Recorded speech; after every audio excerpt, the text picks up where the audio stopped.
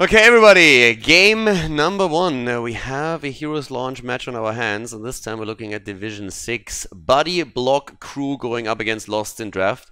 Today I actually looked at the standings, and Buddy Block Crew hasn't lost a single match yet. They have lost a couple of maps as far as I know, but they've won all of the maps, and now they're going up against Lost in Draft, who I believe have won 7 out of their 8 games that they played so far. So pretty good as well. Let's see how lost they are in draft, actually, as we're heading into our first game here, and we're on Dragonshire. Gonna be map number 1. Someone is waiting a long time, by the way, for that first ban. Like, normally you have a bit of an idea going into draft what you're trying to ban out. But nope, not happening here. Do they know they have to ban? Boys? Alright. Orphea, literally dragging it out until the last second. Orphea ban. And there's the Thrall.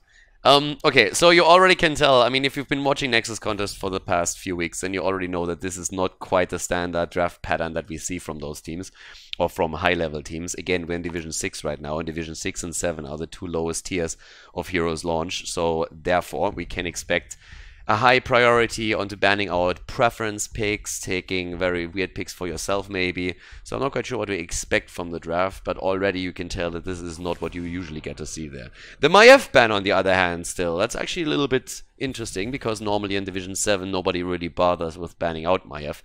There don't seem to be enough good Maiev players out there that can really pose a threat to you, so alright. Thrall banned, first of all, from Lost in Draft, and they ban Ana now next. Is that the secret counter against the infamous Cho'Gall strategy on Dragonshire? Probably the worst map for a Cho'Gall strategy. Okay,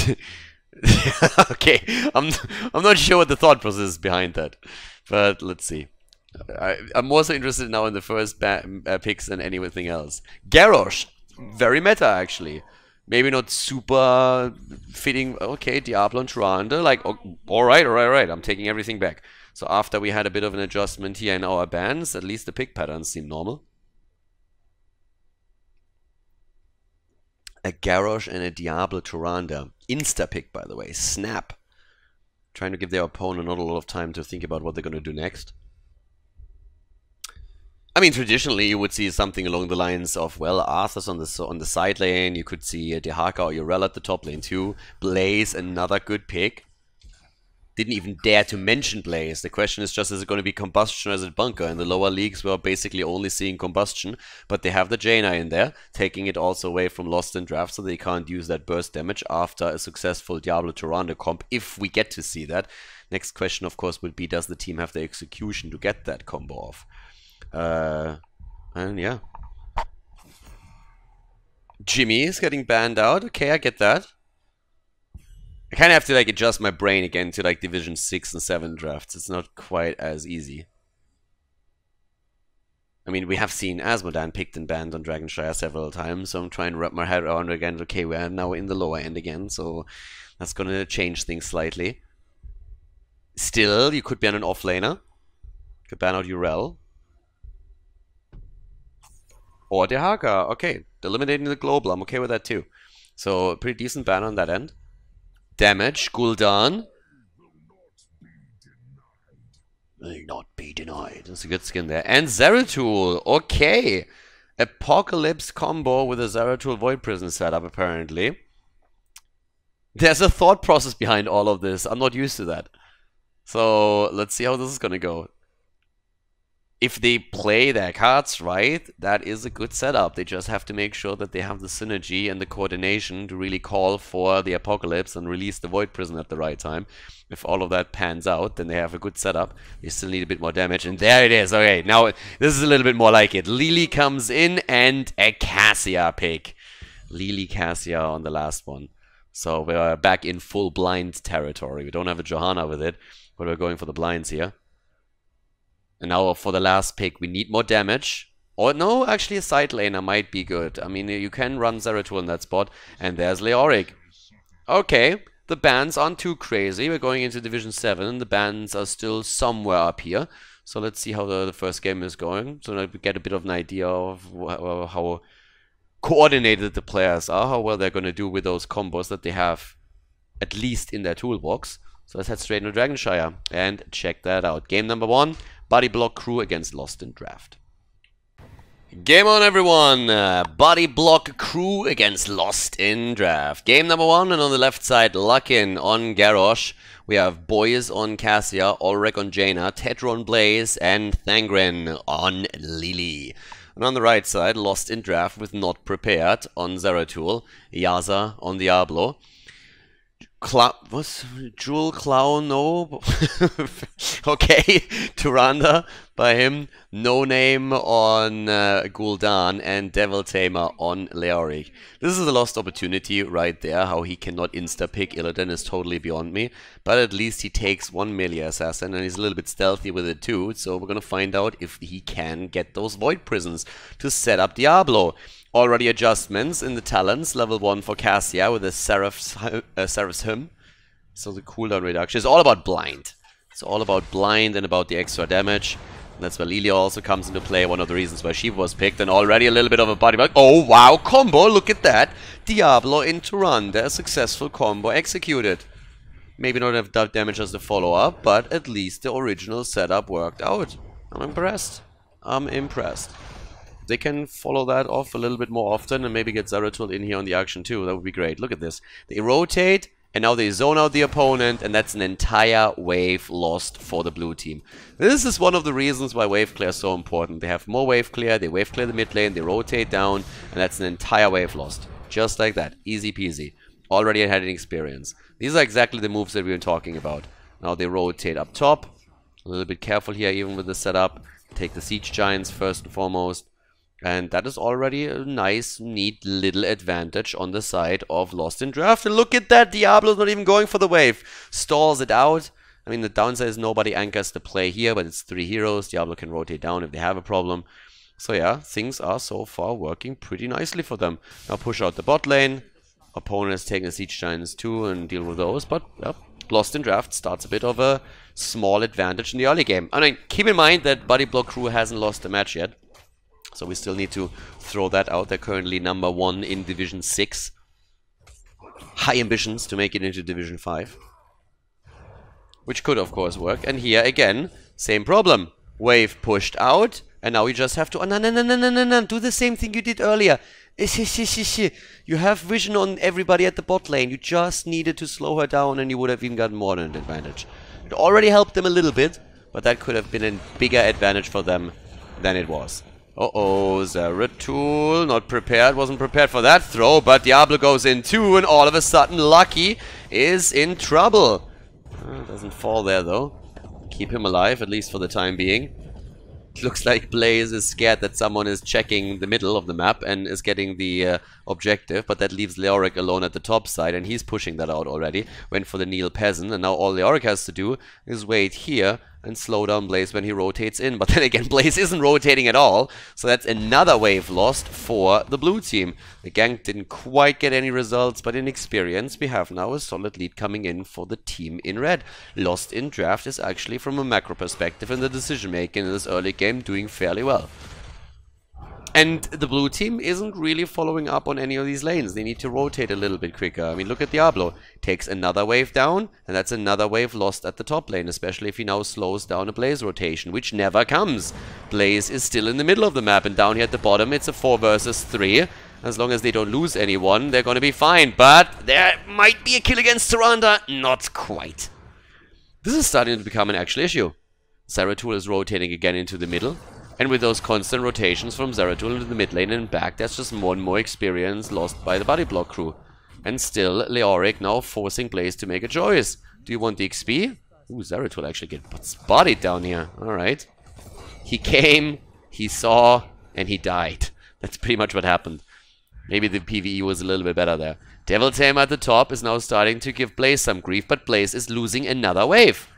That's wave after wave lost for the red team. That is starting to become a problem, but the blue team is trying to get the objective. Oh no, Diablo, you were so close. Oh, Tyrande dies. Good setup there, but they could have gotten the kill against Jaina.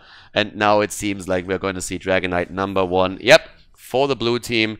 Leo up at the top is maybe able to kill Blaze. Yeah, Blaze was holding that shrine for as long as he could to allow the Dragonite, but it means that he himself is dead. So yeah, generally speaking, a couple of good ideas in the early game from the red team, trying to deny experience to the opponent by zoning out the waves. Could have done it a little bit better and achieved even more, but it was already a very nice effort, and I like that. That's a good approach from them. But then they made a few small mistakes around the rotation that allowed the Dragonite to be captured after the death of Zeratul. Builds pretty much standard here. There's a few small adjustments on talents, but it's nothing crazy. Nobody is going full Fiesta, at least not so far. Cassia is tempted to go into the extra blind damage because of Lilia, I suppose. But they take the wall now. And here comes the engage again as Diablo moves in. Leo got punted away, but it's still a 5 versus 4 once that he's back. They're fighting underneath the Dragonite, but they're going to try and take that battle. Blaze is pushing out the top lane, and actually Zeratul dies again. Zeratul now dead for the second time. Not having an easy game here at all. And Blaze is just having some fun towards the top. So now another wave lost, and I guess eventually it's all going to balance out again between the two. But in an ideal world, if you make the right rotation with Leoric, you want to of course get some value in the 5 versus 4 at the bottom of the map and not all of a sudden lose one of your heroes on top of that too. So that would have been good for them. Gul'dan has 23 stacks on the other hand, so he's actually starting to stack pretty quickly here. 10 is still far away from both. Yeah, camp about to be taken. 4 versus 4 could have been, but they're not really making the commitment. At least not just yet. And Leo is starting to make rotations again. Top, bottom, top, middle the entire time. Engage down here. They go for Lakin. Okay. Garrosh with a flip again. But Yasa on his Diablo is easily moving out of this. And now another wave pushed out in the mid lane. Cassia is waiting this out. Tries to deny the experience and is successful in doing that. Just needs to make sure that nobody is flipping him back in a stun. Toronto was expecting the flip over, but it didn't come. Couldn't really close the distance. Ring of Frost. Diablo's in trouble. Where's the Void Prison? Horrify is being used, and there's also Lightning Ball. They're going in. Combustion is used. No bunker for them. No Void Prison. No Apocalypse. Zeratul is dead. So is Diablo. The coordination in those fights, in those moments from Lost in Draft is just not on point there, unfortunately, for them. Bit of a tricky situation. Definitely. And now the lead, obviously, for the blue team. It might not result in them getting another Dragonite, because at this point in time, we're actually seeing Lost in Draft back on the map. The death timers are still very small, very low, so there's no problem with that. But they need to set up their combo if they really want to get something done in these fights. And Zeratul needs to play a little bit safer. I mean, he already died 3 times now, so that's more than half the deaths on the side of Lost in Draft. And Zeratul can be tricky to play, for sure, but he just needs to be a little bit safer, wait for that Void Prison setup, and then go in with the Cleave. They're trying to make the play for Garrosh, and Garrosh is very much so alone, gets stunned, and goes down. Garrosh dead, not surviving here. And yep, that was a pretty unfortunate timing for that kill, because now the map control shifts over into favor of Lost in Draft again. And they might get a Dragonite out of this. Cassia is waiting for the interrupt, up to the top. Blaze is trying to see if he can maybe get that shrine back, but Leo is of course still there and is going to drain him. And he has the Dragonite! Dragonite is in! And they use the Void Prison. Now I'm not sure if that's really the play, but... yeah. So he uses the Void Prison, they go for Cassia, and then the Dragonite kicks Cassia away before the last hit comes in and actually saves her. So it was a bit of a weird one. The original idea was, of course, to get the Void Prison into the Apocalypse. The problem is you can't use Apocalypse if you're in the Dragonite, so that didn't work out. And then they're kicking Cassia away too. So I'm not quite sure if that was really the play there. It surprised the hell out of them, don't get me wrong, but I think you could have gotten more out of it. So the kill doesn't happen. They still get the wall in the middle, and they're now working at the bottom of the map on the next tower. And the Dragonite is getting some value there after all. 50 seconds until Zeratul has his Void Prison back. But definitely a bit of a fiesta moment right there. Also keep in mind, we still have the combustion on Blaze. It hurts my soul whenever I see a Blaze in a really good setup where he could do so much with a good bunker go into combustion. But in the lower levels, you get that combustion value. And I guess it justifies the picks in some cases, especially since the coordination around the bunker itself oftentimes isn't there. Both of the teams now on 13 talents, and Garrosh wants the kill. He actually walks in deep for Tyrande. Might have gone a little bit too deep here. Gets the taunt through too, but there comes even a quick prison on the side of Leoric, getting the Entomb in to trap him. I mean, Garrosh's engage wasn't too bad. The problem is he didn't realize that nobody actually came with him. He's like, after me, I'll follow you. That didn't work out at all. Everybody else like, he's like, I got to run. And everybody else is like, dude, like, we're not here. Like, we're all gone. There's the Horrify with the Void Prison. Where's the Apocalypse? Diablo doesn't know that he has an R key, but they get the kill.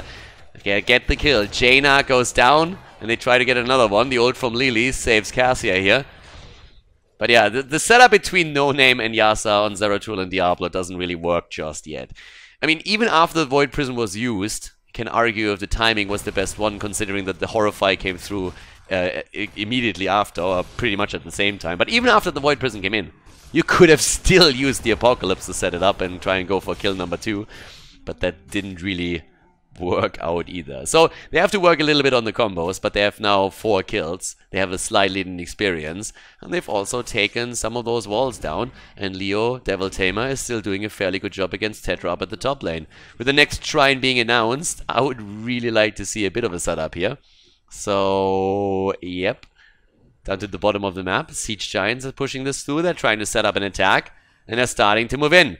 They're trying to go for Cassia, apparently, not Jaina. Nice wall stun, flipping her over. The focus is all of a sudden on Garrosh, God knows why. And they're just switching targets. Here comes a great Apocalypse. The problem is they're all attacking different heroes, and now they themselves are in trouble. Falling low here. Great Horrify comes through and actually pushes Garrosh in far. But he again tries to just flip someone in. Nice completion on Gul'dan. Now Ring of Frost comes out. It's 2. The kill against Leoric doesn't actually come through. Everybody is low and just walking away here. Diablo again with the engage, and that should be a dead Blaze. Yeah, Blaze is down, and there's the Void Prison. The Void Prison is strong. Do they have the follow-up, though? There's no Apocalypse this time. They're actually not doing anything with it either. So now they're trying to go for Cassia. She gets saved by Garrosh. A good Condemn comes through and hits the damage hard onto Garrosh, but it's not enough to drop him. At the end of the fight, though, it's still a kill for Lost in Draft, and that might net them a Dragonite if they play their cards correctly. The 16 talent is ready now too, and that means Void Slash for Zeratul. And even on Division 6, you're just not gonna let that one out. The fight in the middle, immediately. Void Prison, just down for an entire minute. He won't be able to ever do anything with that. Devil Tamer zones them out, and that is a Dragonite now. And a level 16 talent, so we should at least see a Fort Fall.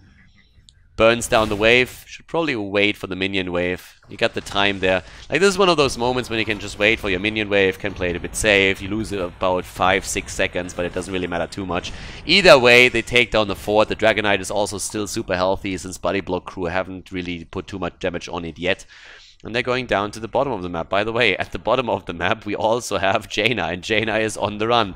The owl comes through, and yeah, that is a dead Jaina right there. Ring of Frost comes out. Oh my god! Okay, Jaina trades 1 for 1, throws out the random ring in the blizzard, and actually drops Tyrande there. That was a cool play by her. Tyrande caught off guard by that a little bit. I think they went into that fight and Tyrande was like, well, we are 3 versus 1. She's dead, she's dead. And I was like, yeah, she's dead, but so are you. Again, Ball of Lightning comes in. Devil Tamer moving away. Ball of Lightning with another hit. Not enough. They're throwing in Cassia out. But Leoric dies now finally, and they're trying to make the play for Gul'dan. And Gul'dan actually might fall here after the jet propulsion hits and stuns him out. He gets slow too. Garrosh wants him. Cassia's down though, killed by Diablo. Garrosh missing the stun. Dragonite is still there. Diablo gets the stun, gets the second after the domination, and they're trying to make the play. In comes Preferred, Void Slash, Void Prison, Apocalypse. Come on, baby, you can do it, you can do it. Yeah, there we go. Down goes Garrosh, and they're making the next play for Blaze. So that's now 9 kills against 7. They're moving in even deeper with Leo. He tries to get the slow here. The fort is going to fall, no doubt about that. And we have a fight on our hands, ladies and gentlemen. They are going in deep for these kills right now. 16 versus 16. Fen build for Cassia on 13 with a lunging strike. And also Penetrate on level 16 right now. So with that, already pointed out, look at the damage output. 39k for Cassia, 40 for Jaina. We're having 2 forts down and a level lead on the side of Lost in Draft. And Lost in Draft is playing this currently pretty nicely. I mean, again, the fights are a little bit all over the place. A bit more coordination would be fantastic, especially when a target gets called. But they have 9 kills against 7. They were able to execute their Void Prison and Apocalypse combo ones. They so far played also pretty nicely around the entombs that Leoric can throw out. Can, of course, always do that a bit better. But at the end of the day, they're in the lead. And you have to still keep in mind, Body Black Crew, they haven't lost a single match this season so far. So here at Heroes Launch, they made it happen. They have a 100% win rate, but now they are actually behind in game number 1 against their opponent in red. Lost in Draft, might have been lost in Draft, even though I kind of like it, but they're not really lost in the game. An attempt to go for the keep here with the double camp that they have now. And they're already moving in again with Zeratul jumps out just as Blaze comes in with the jet propulsion, dodges that out. A nice wall stun! And Cassia is in so much trouble here. Apocalypse hits 3! But they're dying still. Down go Tyrande and Khaldor. And here comes the 3-man Void Prison as all the abilities are down. They're a little bit unlucky with some of the setups that they have here. They're not playing this properly. They need to wait for Zeratul to engage with the Void Prison if they really want to use the combo here. A 3 or 2-man BP is all that you need in order to get a good damage through. Like, if you want to play this properly, I mean, let's just throw out how we should play it. You should just, like, dance around, poke a little bit. In an ideal world, yeah, Khaldor would only use the Fell Flame and would hold back the corruption. And then, once you have the Void Prison set up and Apocalypse comes through, that's when you use the Echoed Corruption. And because you have Ruinous Affliction on 16 and you have your quest completed on level 1, you should easily be able to get full damage out with it. And that is a little bit of a slower approach, and sometimes you have to really be patient, and you might even be in a situation where you have to walk away because you don't find that opening, but it's normally the way that you want to play it. Setups like this, on the other hand, is pretty sweet. Devil Tamer with a really good Entomb here. Not prepared, might still die. The gank came in, and for some reason, Jaina doesn't want the kill. Like, he's slowed, he doesn't have the cooldown, and Jaina says like, nah, I'm feeling good today. Let's not take him down here. They sent someone in the middle for the interrupt, but they could have done that without her. Here comes again the attack with the 5 versus 4 now, and level 20 talents are of course in their hands too, and that means Buried Alive. Devil Tamer doesn't have the cooldown ready though. Cassia's at the bottom of the map, and Not Prepared is already moving in. I'm not quite sure he's prepared for that 1 versus 1 though, so he needs to be really careful what he wants to do with this. Still just goes for the Shrine. They want to have the Dragon Knight. Likely to get it. Ooh, and they're trying to put Devil Tamer, put Khaldor into it. Not sure about that. In an ideal world, they would have the damage dealer out of the dragon and would have put either the Auric or Zeratul in. And considering that, well, it's a little bit tricky because both of them have a good setup. You have the Buried Alive and your Void Prison, but now your main damage dealer is in the Dragon Knight, so I guess you would have still put one of the melee heroes in there. Try and keep the damage in from him. Either way, they have a really good shot at taking down the keep here. The question is, can they get more? Can they get a little bit more damage and maybe go in and take them down here? So, already they're starting to move straight in for the Void Prison. Where's the Apocalypse? There we go. And the hit. Nicely done. But Cassia turns around with another lunge and is alive because of Lily. Lily is going in and hitting those heals. Zeratul is dead, dropped by Jaina. So much value from the combustion, the Ring of Frost and all the Blizzard there. And now they're starting to go straight in once again to push this back. But the keep has fallen. The keep is down. Level 20, of course, that's a bit of a different story. That allows at least Lily now to get the Jug of 1,000 cups, or the Jug of 1,000,000 cups. We have also the Death Wish taken too. Big cooldown reduction to set up even more plays. Quick punt, and the Infinite Ball of Lightning for Cassia.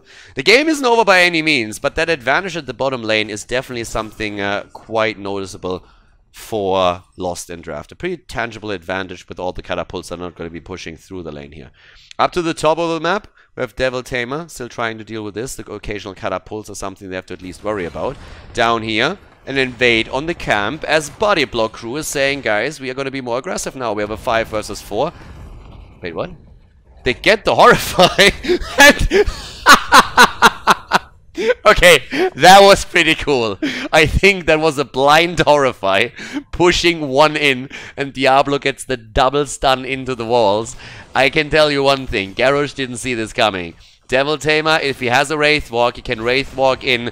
Oh my god, combo attempt, and look at that. Jaina blinking out the kill against her regardless. Diablo with a place here, using the Hellgate even. And now we're having Leo moving in. There's the Void Prison. Apocalypse can be used. And there's another kill against Cassia just before we have the combo pop off and drop Lily. Damn! What the hell just happened? Lost in Draft just increased their power level to over 9,000.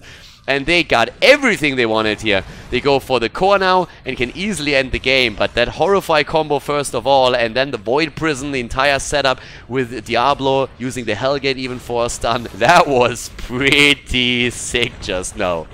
Really, really nice engagement there at the end. A bit lucky maybe with one or two of the moves, but damn, that was sexy. Well played. And Lost in Draft takes the lead against the Body Block crew in game number 1 of our Heroes launch match in Division 6. Congratulations.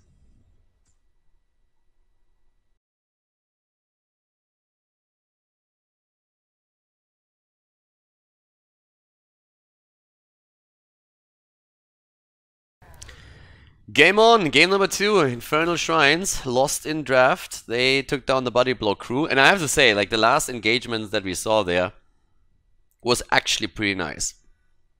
A blind, no vision Horrify onto Garrosh, pushing him into a choke point for Diablo to get the wall stun, flip him over, throw him into the team, push him into the fort, and then the follow-up with Diablo shortly after against Jaina. She even blinked out of the Hellgate Apocalypse, and with all the pressure that we saw from Diablo in the last game, Body Block crew just says, screw this guy, screw Diablo, out immediately. So yeah, with him being banned out, we are going to see a different frontliner this time for Lost in Draft, and we're going to get to see if their tank player is as good on other heroes as he is on Diablo. Thrall gets banned out again. Infernal Shrines, of course, can make for a bit of a different setup here in terms of picks and bans, especially when we come to the support side, since Malfurion can quite easily zone out a lot of the Shrine. We have a lot of the Arcane being picked on the map here. Maybe not so in the Nexus contest, but in other tournaments too. There's a Zeratul ban. On that one, I'm a little bit torn. Like, Zeratul had quite some trouble. Like, he had definitely some issues to sync everything up, and some of those fights got a little bit chaotic for him. But of course, the level 16 talent allowed him to get a lot of damage out regardless. So they banned out 2 parts of the big combos that we saw from Lost in Draft in game number 1. And even Garrosh is being banned out right now. So we're back to like the frontline bans that we oftentimes see in Division 7. And in this case, Division 6.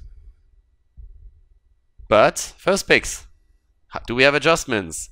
Last time we had the early first pick into the front line. This time, nope.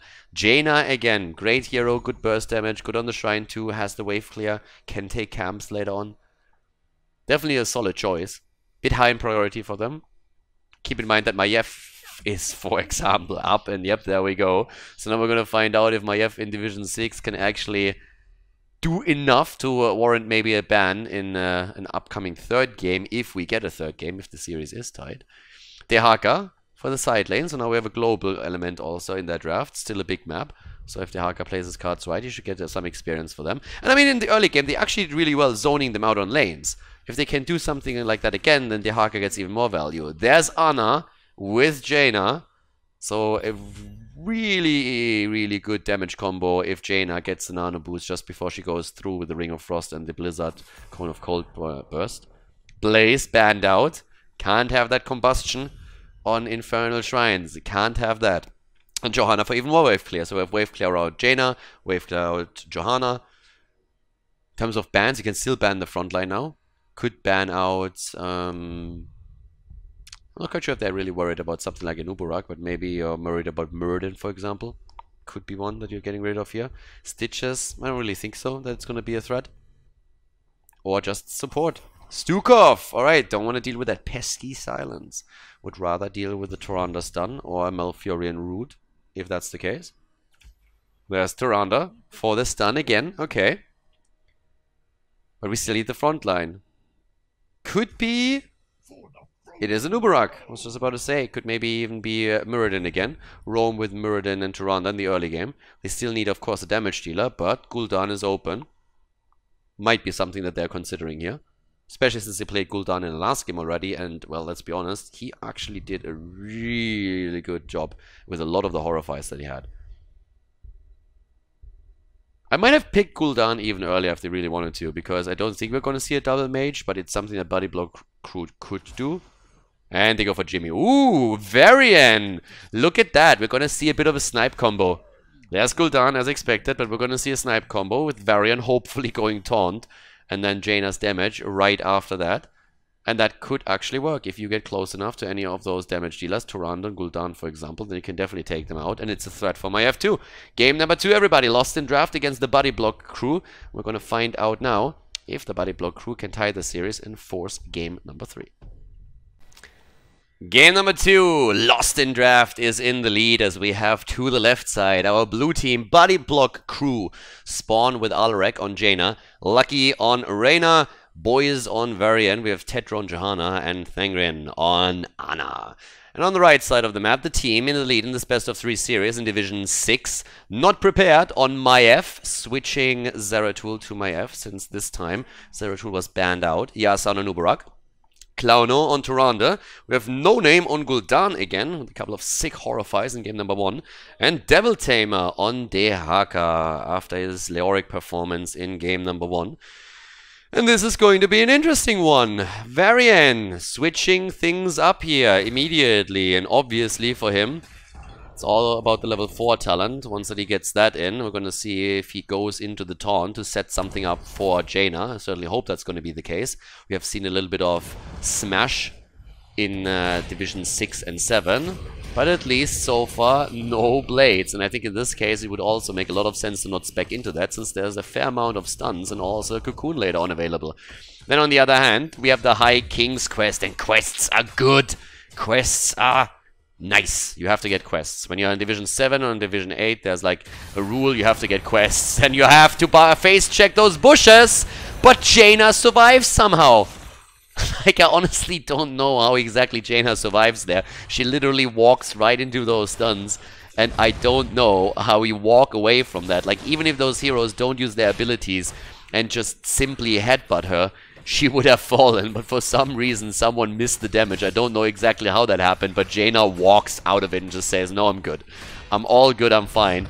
So, a bit of a missed kill opportunity for Lost in Draft. They definitely need to go back to that and see what happened there, because that was, I mean, they already prepared the tombstone for Jaina, they already dug the grave, and then all of a sudden she just walked away, and that was just weird. But that leaves us with 0 kills in the game. We have topside now, Dehaka going up against Jimmy actually, since Varian is part of the rotation, so it's ranged against melee. At the bottom of the map, still stacks going on for Gul'dan in particular, trying to get that quest completed as quickly as he can once more. But the level 4 is coming closer, and this is where a lot of the answers will be found, because, well, again, Varian with a taunt would be fantastic for Jaina. Taunt in the Ring of Frost, the entire setup. Talking about setups, top lane, that's a gank against Jimmy. He should fall. There's a tether, there's a move, and the drag even. Jimmy is dead. A good gank coming in from Lost in Draft. Ooh, no taunt. Boo, boo. But at least we don't have the meme blades. We have Colossal Smash, so even more burst damage. And he's immediately starting to smash along. Smashes along, but Alrek wasn't there yet. Now they're going for the tether against Tedro. Well, the stun is a bit too late, but they're still putting some pressure onto Johanna as the shrine is activating, and Jimmy isn't there yet. So it's another 10 seconds before that's going to be the case, and Jimmy is trying to push the top lane out. But yeah, it's a missed opportunity. I'm going to be honest, like with Taunt, you could have set such easy kills up there. But they go into the Colossal Smash. And if they focus at least on the same target as Jaina, then that can still give them a couple of insta-kills. Right now, I'm already wondering if it wouldn't be smarter for Tirana to go into the spell armor on level 7 instead of going for the Celestial Attunement.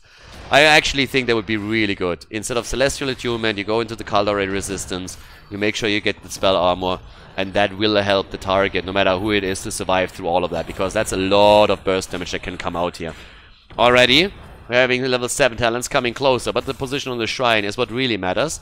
And they are starting to go straight in with possession of Body Blade Crew on the shrine. That is also going to be a Frozen Punisher. But here comes the engage. They're looking for the setup against Johanna. Deep dive into the backline. The tether is there. The damage from Gul'dan. And they're dodging most of the Blizzard damage, but not prepared is low. And down goes Maiev. We still have a lot of damage on Tedros, Johanna, and also on Varian. So we're still seeing Lost in Draft holding the position for now. 25 against 23 points on the minion stacks. And they're actually starting to claim this. Maiev is going to be back soon. They're trying to tap at the fountain to re-engage. But this might still be a shrine that ends up in favor of Lost in Draft. They might claim the Punisher here. They're having Gul'dan in the backline. As long as he gets a lot of the damage out, that's going to be enough. And there it is. Frozen Punisher is taken. Good dodge from Devil Tamer. He might still die. And he does. But the Punisher is out on the map. Level 7, Subterranean Shield for Anubarak. The jump already procced. Nobody pushing with that. Oh no! Celestial Attunement. Again, I don't think you really need that here. Yes, it can give you a few tools. What are you doing, by the way? You're just proccing the Punisher jump in front of the wall again. You don't want to do that. Always stand behind the wall, bait it over, and then defend easier. So now you guys lost the gate. Could have been way worse if your opponent would have pushed in. So definitely something to adjust for in upcoming games. Always bait the Punisher over. If your opponent starts pushing with it and you bait the jump in front of the wall once or twice, you will lose way too much. So yeah, Celestial Attunement. I mean, again, there's a Blessed Shield coming out. There's also a couple of slows available, so it's always nice if you can cleanse that out and allow a target to move away. But in this particular setup, with all the bursts that basically centers around ability damage, it would have been probably the better choice to go into the Khaldor resistance and play around that. Varian with a victory rush on level 7 now. So trying to get that extra sustain for himself. Up to the top lane, we still see Devil Tamer going up against Reyna. Reyna, by the way, and I appreciate that, not going to the sustain rounds, but instead fight or flight, so really working more on those fights on the shrine than anything else. Good control also of the movements of the Haka here, holding the penetrating round back, not firing it into the wave, and waiting for the Haka's engage to push him out. But now we're heading straight into the bot lane again, with more lanes pushed out here, and No Name on his Gul'dan starting to really get those stacks together. We've been talking about this earlier. He did some really good jobs in the first game, and now we're having here again 21 stacks. Yeah, early Iron Skin. Tetra needs to be careful with that. He throws it out very, very early. Might have been able to hold it back a little bit longer. If there's a follow-up, then he might be in trouble because of it. And talking stacks, we so far have nothing completed on Varian. So it's still working on the High King's quest. None of the 3 conditions has been completed.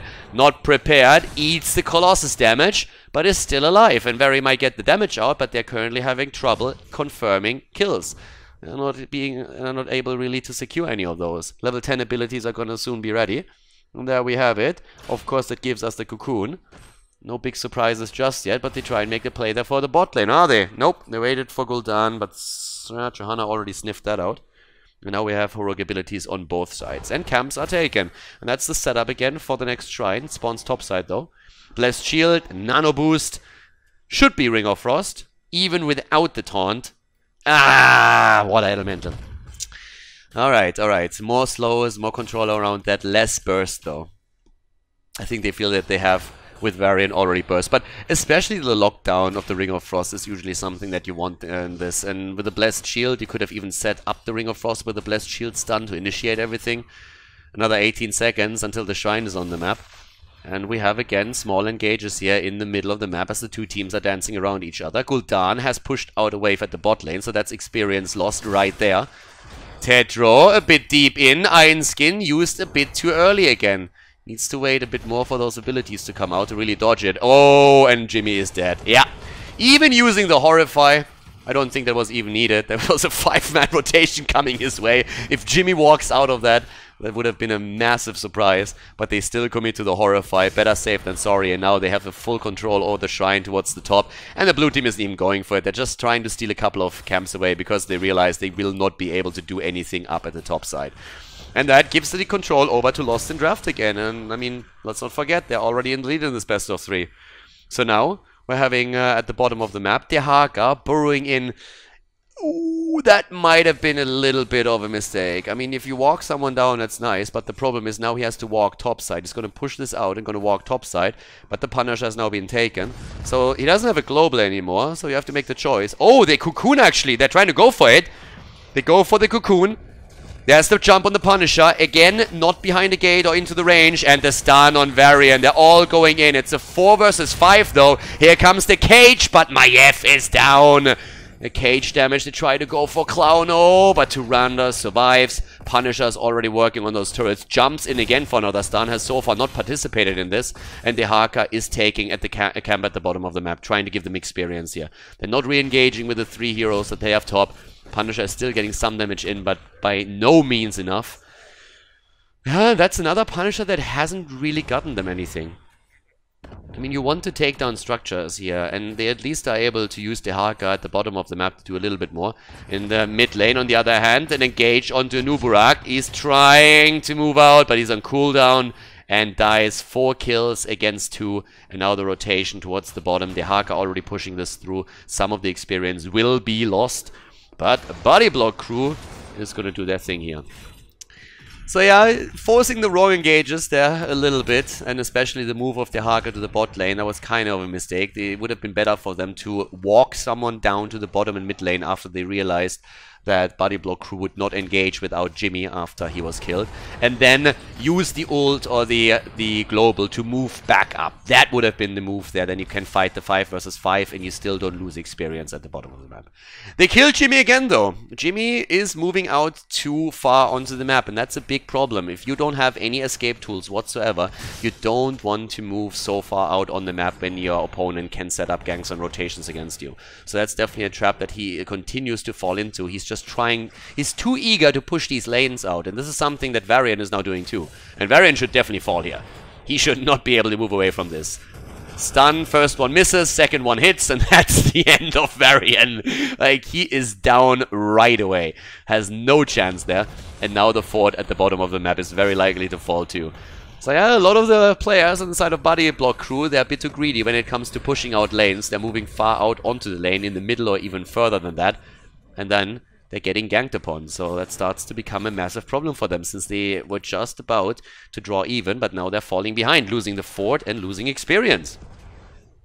28 stacks on Gul'dan. Can take a close look also at the damage numbers here for a moment. He's sitting at 26,000, so not really too bad. Varian at 11k, despite the fact that he is playing with Smash here, but also Maiev currently only at 9,000, being very heavily targeted in most of these fights that we've seen so far.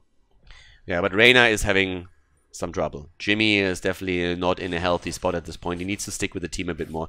Now keep in mind, one of the reasons why he gets actually ganked like this is because his team needs him to be the solo lane at the top. They didn't send Varian in this position. They're trying to play Varian in the 4-man. I would have loved that idea with Taunt. Not going Taunt with Jaina's burst damage is a bit of a mistake in my personal view. I think you could do... This is actually something that I don't get in general. If I would run a Division 7 or a Division 6 team, I would go for a few variant compositions and just play around Taunt and burst damage. If you train that a little bit in Team League, Variant Tyrande, for example, stun into stun and burst damage after it, I think you can do so much. I mean, on that combo alone, you can probably win so many games in Division 7 or Division 6 even, that I'm really surprised that we don't see that more often. It's a perfect example of a hero that in the higher level is probably not going to do that well for you, but if you just have a bit of coordination around that, you should be able to do a lot of work, and then you can branch out into playing with other stun setups instead of Varian and start to get those rhythms a little bit more. And instead of Tyrande, you can supplement with Malfurion or even Stukov and just train that setup a little bit more. I'm really surprised that not more teams on this level do that. Now they go for Tyrande again, and here comes Varian, but the Horrify saves them. Look at that. Tyrande walks away. Clowner with a good leave. The Horrify could have maybe even been follow-up here with a potential kill, but Lost in Draft at least didn't lose a hero here. And once again, we're seeing these Horrifies coming from No Name that really deliver. He gets his stacks in 2, nearly completed the Echoed Corruption, is sitting at 38, but they will most likely have to give up this particular Punisher. It's not looking good on the Shrine for them right now. Olrek again on his Jaina with the damage against the Nubarak, but here comes a potential re-engage. They should move back now. Move back, wait for the Punisher, bait the jump over. I mean, there is no wall anymore, but you can still bait it farther in so that you are able to defend here on the fort itself, and that's going to make it a bit easier. That's exactly what we're seeing here. Moving away, baits that right in. Good, Punisher is fine in the back, and nice damage from Gul'dan. Once again, well played here. Burrow being used by Devil Tamer. He's about to fall, the Cocoon saves him, but the Sentry and Jaina take him down. Turnaround attempt from Lost in Draft, but it fails for them. But that damage output from Gul'dan is just destroying people. He is doing so much work here, but they need a better setup for him. They definitely need a better setup for him, for sure. So at this point, we're having Ruinous Affliction taken. The Epicenter alone is going to make sure that the Nubarak has a much easier time to engage and really get a few hits in. But it's a fort for a fort pretty much on the map. Each team still having 2 available. 16 talents are in the game. Varian, by the way, has 2 of his baseline quests now completed, so he's waiting for 1 more. And we have camps claimed on the map here. I mean, this one, ideally, of course, you always want to try and get it together with an objective on the map, but in this case, this is still working out for them, forces the reaction to the top side. This camp, on the other hand, is going to be interesting, because it seems like we are going to see a bit of a fight over that. There's the scout. Gul'dan actually helped them clear it, unfortunately. He should have waited for Tyrande to provide the vision, and he would have realized that he doesn't have to throw that out. But the Echoed Corruption actually helped them clear the camp and made it a bit easier for the team. Double camp in the middle. Now at the bottom, and having a body blocker is getting aggressive. Like, these guys really start to be aggressive on the map and try and take some structures here. And as long as Dehaka is top side, there's very little that they can do. He moves middle now to de-push the camp, but nobody is taking care of this, and this is actually starting to become a big problem, because that top fort is very likely to take damage and maybe even fall, depending on how long they're staying around here. Now they start to make a more rotation into the middle. Someone has to deal with top, so that's where Jaina is currently hopping to. And Dehaka, as mentioned before, is trying to deal with all of this. I mean, there's a double camp coming, a catapult's coming too. You need to address this. Not quite sure where they are headed. Alright, they're trying to use the Nubarak to soak a couple of shots and put some pressure onto the keep itself. Fair enough. Are they going to move back? Yep, all 3 of them. They have the camp in time. So they take the wall down. Yeah, take the wall down and move away. It's an interesting one. I guess it helped them. Can backfire. But yeah, they used the Nubarak's Beetles to just soak the tower shots, drop the wall there, kind of moved through that. Had Dehaka still claim the rest. But you can already tell that the top lane, as mentioned before, has taken significant damage because of that Shaman camp. So that's because of that slower rotation that we had there. Dehaka. Both of them are currently just waiting for the next shrine. Oh, maybe a fight. Are they going to try and get the Blessed Shield in? No. Another Horrify. Stun comes out too. Yeah, and they can't force this. Deal with the camp at the top side. It's all about the next shrine, and the shrine is activating on the top level. And both of them still have a shrine there. Well... Nobody kills those 2 minions that take down the fountain. Oh, that's not really what you want. You want to have that fountain. Now they don't have that as a retreat point. They could have easily saved it there, but nobody takes care of those 2 minions, and all of a sudden they take down the... Oh, the drag again. Where's the stun? There's the cage, the stun, and that should be a dead Varian. He gets the parry off again. There's the Horrify. They drop everything on him, and they get him. They get the kill. Here comes Jojo. 4 versus 5 right now. They take care of the water elemental, and that is a really good setup. Jaina stunned again, and there's the damage from Gul'dan. Jaina down. They get the second kill. Lost in draft. They might be the first ones in this division to take down the body block crew. They had the lead, or they have the lead in the series already, and now they're looking at level 20 in just a bit, and at another Punisher as well. Great setup from them, taking down Varian first, and then following it up with another kill against Jaina. Bottom lane is also heavily pressuring the keep right now, and the rotation is kind of late again, so it's not gonna fall. It shouldn't. Well, if it's only Ana, it might, but it is going to take severe damage, and it is taking way more damage than I expected it to, because Ana really isn't known for her wave clear. She's just sitting there, and she's like, pew, pew. I mean, she's worse in wave clear than what we're seeing from Nova, for example. So that didn't work out at all. Here's a level 20 now. The rest of the team has taken camps, and they're taking even more. Like Lucky is going to do that. The problem, I'm not sure what they're waiting for.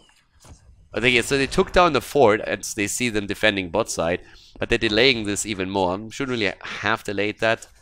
Don't really think it matters, to be fair.